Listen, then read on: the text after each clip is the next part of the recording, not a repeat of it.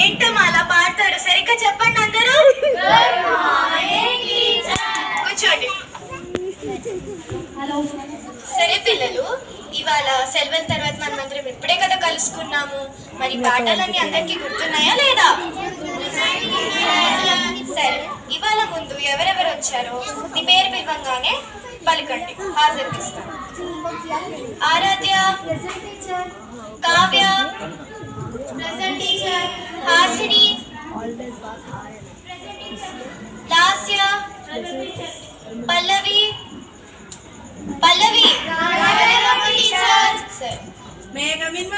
ఏంటమ్మా ఇంత లేటు? నువ్వు ఎప్పుడు ఇలానే చెప్తా. కూర్చోపో.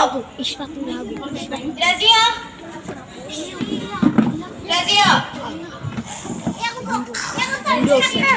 ఏంటమ్మా నిద్రపోతున్నావా? సెలవులు సరిపోలేదా నీకు?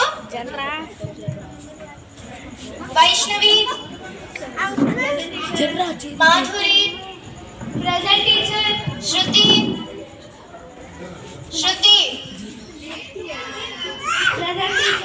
మయూరి. సరే, అందరి పేర్లు వచ్చాయమ్మా? నా పేరు రాలేదు టీచర్. ఎవరమ్మా నువ్వు? కొత్తగా ఉన్నావు, నీ పేరు చెప్పి రాసుకుంటాను. నా పేరు పుష్ప. నీ ఇంటి పేరు ఏంటి? అడిగితే తంత. అడిగితే తంతావా? అయ్యో, నా ఇంటి పేరే అడిగితే తంత టీచర్. కూర్చో. మయూరి, చెప్పండి టీచర్. నీ ఇంటి పేరు రాసుకోలేదమ్మా రిజిస్టర్ లో, ఒకసారి చెప్పి రాసుకుంటాం. అన్నాడు టీచర్. అయ్యో, దాంట్లో ఏమన్నా మళ్ళీ అడుగుతాను. ఇంటి పేరు ఏంటి చెప్పు. ఇంటి పేరు ఏంటి మళ్ళీ అడుగుతావు? నా ఇంటి పేరే మల్లాడు టీచర్. కూర్చో. సరే పిల్లలు, ఇవాళ మీ అందరినీ కొన్ని ప్రశ్నలు అడుగుతాను, మీరు అందరూ జవాబులు ఇవ్వాలి. అర్థమైందా?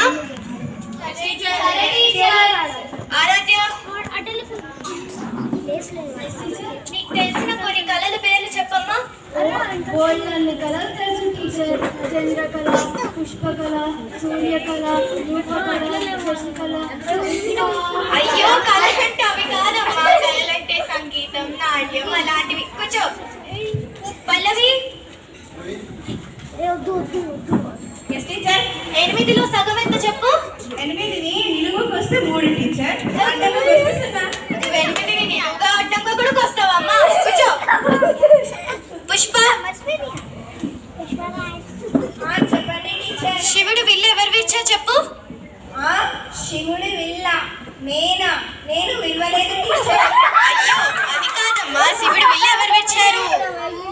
శివుడి విల్లు నేను ఇవ్వలేదు టీచర్. అయ్యో అయ్యో, ఏడవలసిన పని లేదు. కూర్చో.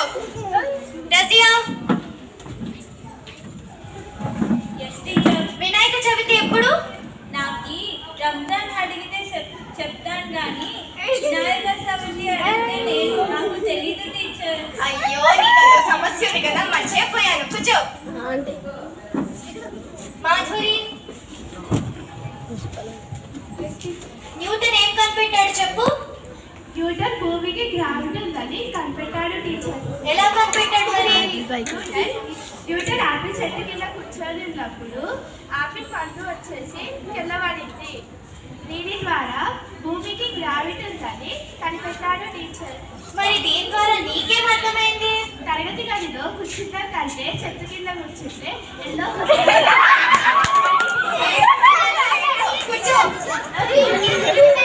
వైష్ణవి,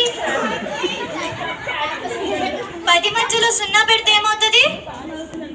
పందిలు అవుతుందమ్మా. అయ్యో, నీకు అలా అర్థమైందా? కూర్చో. హాసిని, చెప్పండి టీచర్. మన ఊరికి విజయవాడ దగ్గరనా లేక చంద్రుడి దగ్గరనా? చంద్రుడి దగ్గర టీచర్. చంద్రుడి దగ్గర ఎలా?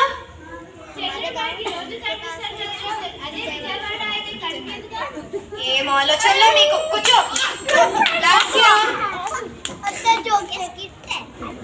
లాస్య, నీ దగ్గర 5 కోడిగుడ్డులు ఉంటాయి. నువ్వు ఇంకా మీ చెల్లి సమానంగా పంచుకోవాలి. ఎలా పంచుకుంటావు చెప్పు. మా చెల్లికి 2 ఇచ్చి నేను 3 తీసుకుంటాను. అయ్యో ఇలా సమానంగా కాదమ్మా. నువ్వు ఇంకా మీ చెల్లి 5 కోడిగుడ్డుని సమానంగా పంచుకోవాలి. ఎలా చెప్తావు? 5 గుడ్డుని ఆమ్లెట్ చేసి నేను మా చెల్లి సమానంగా పంచుకుంటాను. చాలా తెలివైన కూర్చో.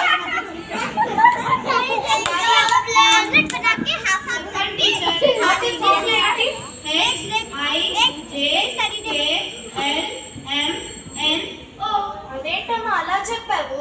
మీరే కదా టీచర్ నిన్న H2O అని చెప్పారు, అందుకే H నుంచి O వరకు చెప్పారు.